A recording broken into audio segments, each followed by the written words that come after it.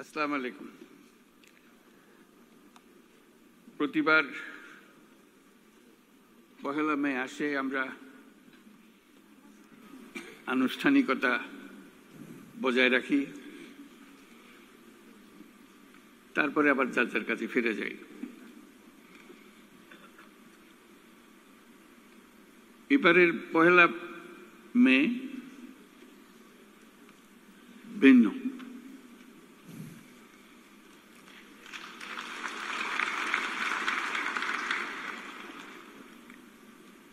সেটা তো অভ্যুত্থানের মাধ্যমে যে সুযোগ আমাদের সৃষ্টি হয়েছে, সেই সুযোগ এই পরিস্থিতির আয়োজন করে দিয়েছে আমাদের কাছে।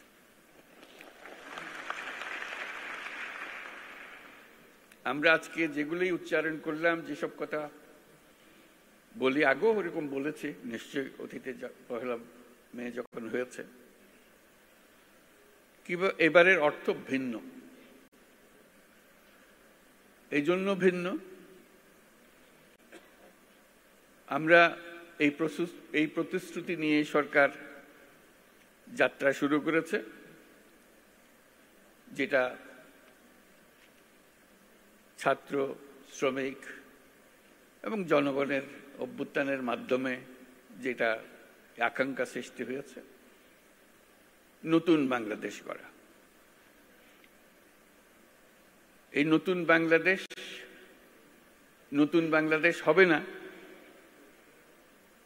যদি শ্রমিকদের অবস্থা পুরনো বাংলাদেশের মধ্যে থেকে যায়।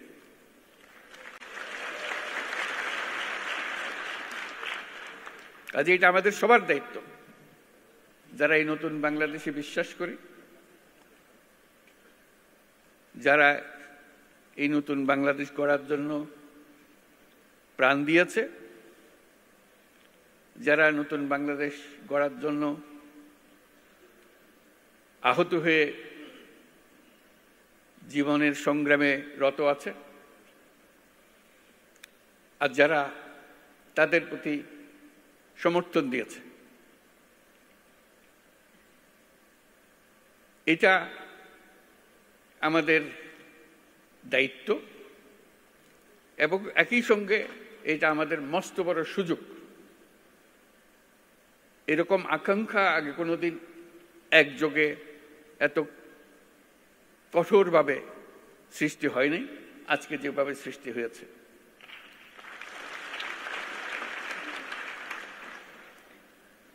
শ্রম সংস্কার কমিশনের চেয়ারম্যান সাহেব খুব সুন্দর করে আমাদের যত আকাঙ্ক্ষা নতুন বাংলাদেশের শ্রমিকদের কি হবে সেগুলো তুলে ধরেছেন তাদের কমিশনের রিপোর্টে, এবং সেটা উনি ভালো করে বুঝিয়ে দিয়েছেন। এটা শুধু শ্রমিকদের পক্ষ থেকে বলার কথা না,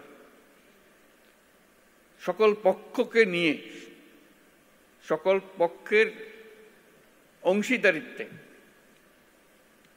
এই কমিশনের রিপোর্ট রচনা হয়েছে। তারা যেসব কথা বলেছেন, যেসব সুপারিশ করেছেন, আমি ব্যক্তিগতভাবে অভিভূত হয়েছি।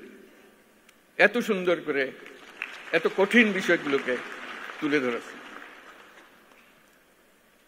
আমি তাকে অনুরোধ করছিলাম আমাদেরকে একটা তালিকা দেন যেগুলো তাড়াতাড়ি করা যায়। তিনি সঙ্গে সঙ্গে বললেন, আমি প্রস্তুত হয়ে এসেছি, তালিকা আপনার জন্য নিয়ে এসছি।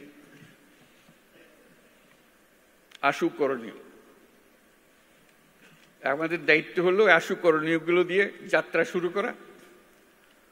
এইগুলো করণীয়গুলো সমাপ্ত করার পরে কঠিনগুলো আস্তে আস্তে আমরা রওনা হব।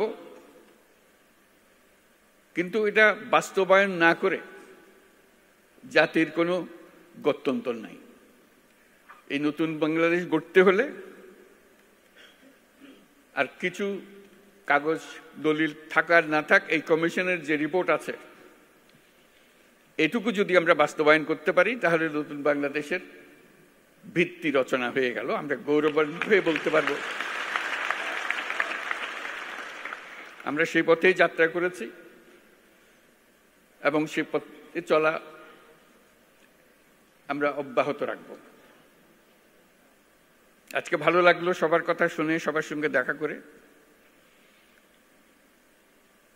আমাদেরকে সবাইকে অনুপ্রাণিত করেছে। আমি বিশেষভাবে অনুপ্রাণিত হয়েছি সবাইকে একসঙ্গে দেখে এবং সবার কথা শুনে। আমি লিখিত বক্তৃতাটা পাঠ করি।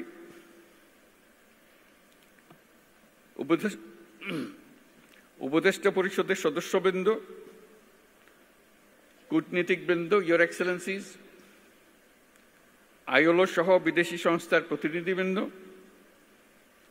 শ্রমিক ও মালিক সংগঠনের নেতৃবৃন্দ, সাংবাদিকবৃন্দ এবং উপস্থিত সম্মানিত সুধী, আজ মহান মে দিবস। বিশ্বের শ্রমজীবী মানুষের সাথে সংহতি প্রকাশের এক ঐতিহাসিক গৌরবময় দিন। দৈনিক ৮ ঘন্টা শ্রম, ন্যায্য মজুরি ও শ্রমের মর্যাদা আদায়ের লক্ষ্যে 1886 সালের 1 মে মার্কিন যুক্তরাষ্ট্রের শিকাগো শহরে হে মার্কেটে শ্রমিক শ্রেণীর রক্তাক্ত সংগ্রামের মধ্য দিয়ে শ্রমিক ও শ্রমের মর্যাদা সম্মানের সাথে বিশ্বময় স্বীকৃতি লাভ করেছে। সেই প্রেক্ষাপটে এটি শুধু একটা সাধারণ দিবস নয়, শ্রমজীবী মানুষের অধিকার আদায়ের আন্দোলনের সংগ্রামের অনুপ্রেরণার উৎস। তার সঙ্গে এখন যুক্ত হয়েছে আমাদের অভ্যুত্থান, জুলাই অভ্যুত্থান।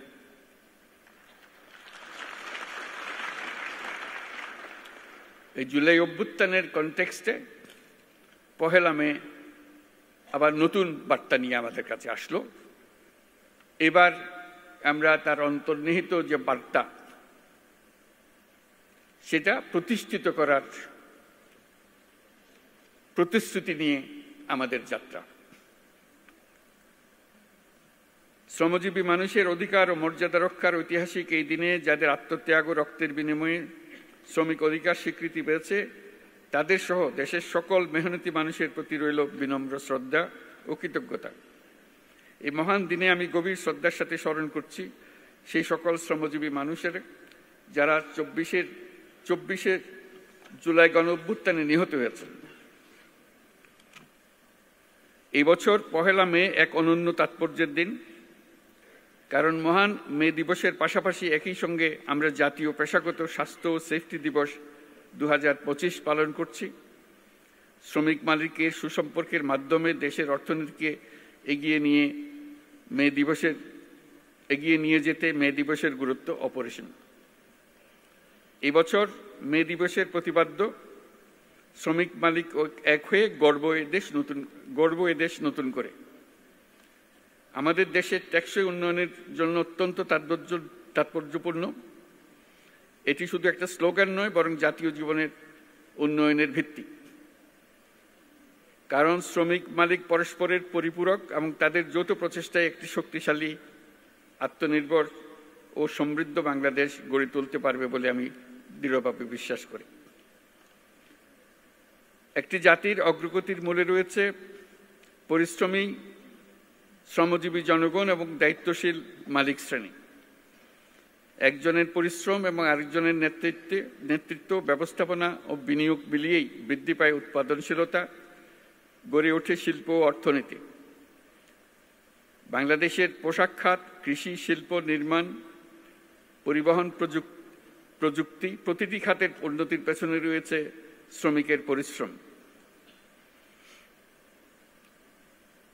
আর এই শ্রমিকের পরিশ্রম এবং মালিকের মেধা। দেশকে নতুন করে গড়ে তুলতে হলে এই ঐক্য, পারস্পরিক শ্রদ্ধা ও আস্থার পরিবেশ সৃষ্টি করতে হবে এবং তৈরি করতে হবে শ্রমিকের সম্ভাবনা, যাতে তারা যেন উদ্যোক্তা হবারও সুযোগ পায়। সুপ্রিয় উপস্থিতি, শ্রমিকের ন্যায্য স্বীকৃতি ও সামাজিক সুরক্ষা নিশ্চিত করতে আমরা প্রতিশ্রুতিবদ্ধ। আন্তর্জাতিক শ্রম কনভেনশন অনুস্বাক্ষরকারী দেশ হিসেবে বাংলাদেশের শ্রমমানকে আন্তর্জাতিক পর্যায়ে উন্নতিকরণে আমরা কাজ করছি। আমরা আন্তর্জাতিক শ্রম সংস্থার সাথে একটা রোডম্যাপ এবং ইউরোপীয় ইউনিয়নের সাথে একটি সময়াবদ্ধ জাতীয় পরিকল্পনা বাস্তবায়ন করছি। তাছাড়া যুক্তরাষ্ট্র সরকারের সাথেও একটি 11 দফা লেবার অ্যাকশন প্ল্যান বাস্তবায়ন করছি। আন্তর্জাতিক সংস্থা এবং উন্নয়ন সহযোগী দেশসমূহের সাথে আমাদের অঙ্গীকারের অংশ হিসেবে আগামী জুনে অনুষ্ঠিতব্য ১১৩তম আন্তর্জাতিক শ্রম সম্মেলনে বাংলাদেশ যোগদান করবে। এগুলো